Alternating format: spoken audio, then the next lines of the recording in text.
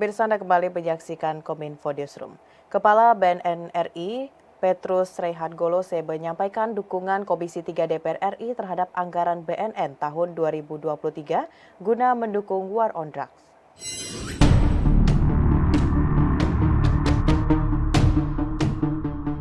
Kepala BNN RI, Petrus Rehat Golose bersama dengan pejabat tinggi Pratama dan pejabat tinggi Madya menghadiri rapat kerja dengan Komisi 3 DPR RI yang membahas rencana kerja dan anggaran kementerian lembaga, serta pembahasan usulan program yang akan didanai oleh dana alokasi khusus tahun 2023.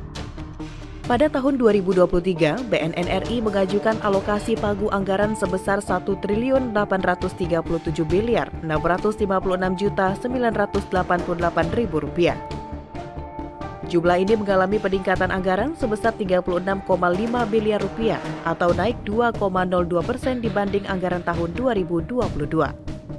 Dalam rapat kerja tersebut, Komisi 3 DPR RI menyetujui anggaran BNN tahun 2023 guna mendukung War on Drugs.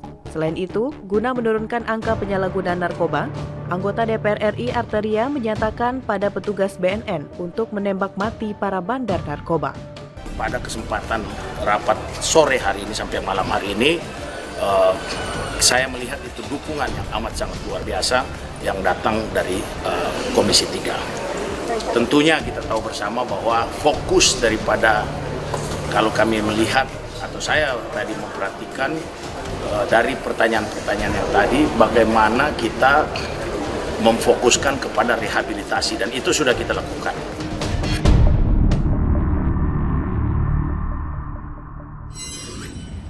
Menteri Luar Negeri Retno Marsudi dalam kunjungannya ke Fiji dan Kepulauan Solomon menyampaikan strategi Indonesia membangun kemitraan dengan kawasan Pasifik secara komprehensif pada tataran bilateral, regional maupun dalam forum global.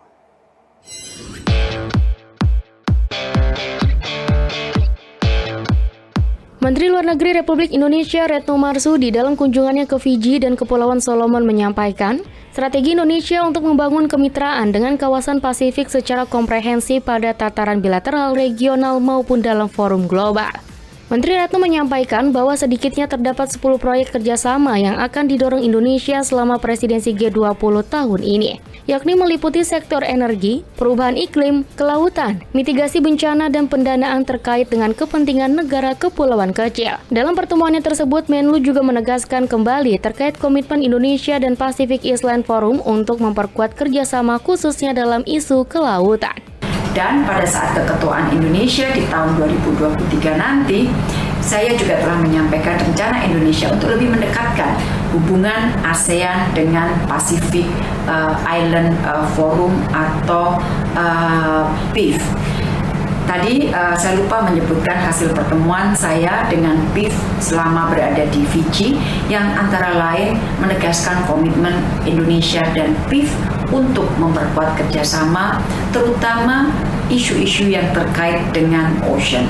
Dari PIF terhadap harapan bahwa Indonesia dapat membawa isu forum ini sampai atau terutama untuk mempersiapkan pertemuan COP27 yang akan diselenggarakan di Mesir.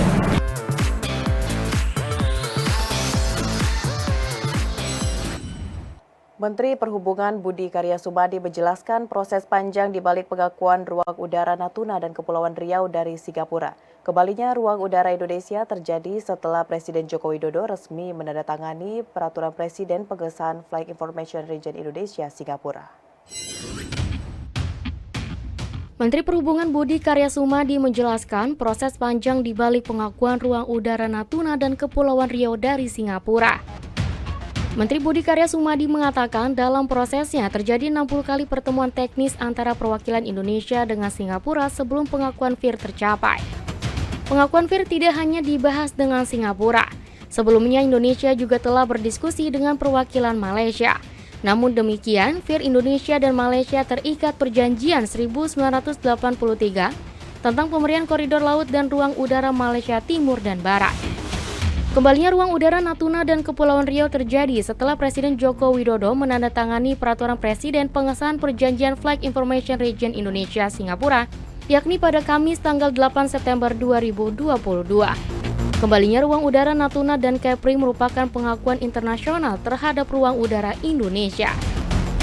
Proses ini adalah proses yang panjang dan dengan leadership dari Pak Presiden Jokowi, Singapura dan Malaysia itu memberikan ruang pada kita untuk diskusi.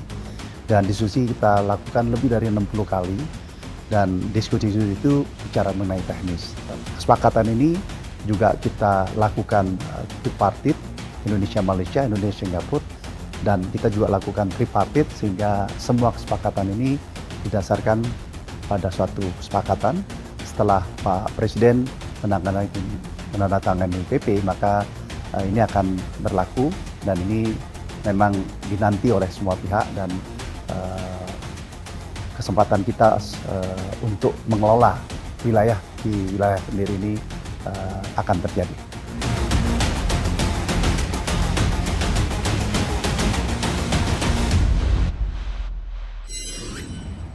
Pemerintah giat mendorong investasi di sektor pariwisata super prioritas. Guna mewujudkan hal itu, Menko Marves meminta kepala daerah destinasi super prioritas meningkatkan percepatan investasi.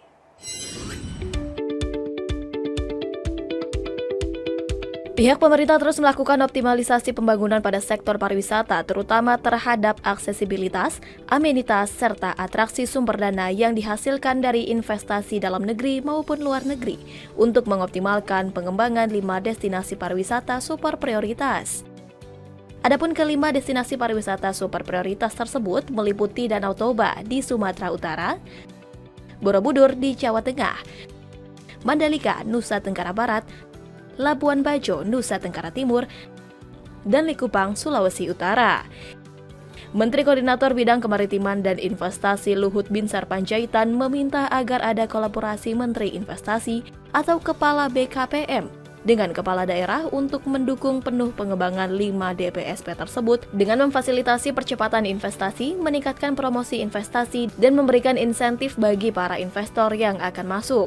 Oleh karena itu, Menko Marves menekankan agar tetap menjaga kepercayaan investor dan mengawal kemudahan berinvestasi untuk tetap memperhatikan lingkungan dan kearifan lokal, serta melakukan percepatan proses perizinan. Harapannya dapat memperkuat posisi Indonesia meyakinkan para investor untuk menanamkan modalnya. Kiranya Menteri Investasi bersama para kepala daerah agar dapat memfasilitasi percepatan realisasi investasi, meningkatkan promosi investasi, dan memberikan insentif bagi para investor yang akan masuk.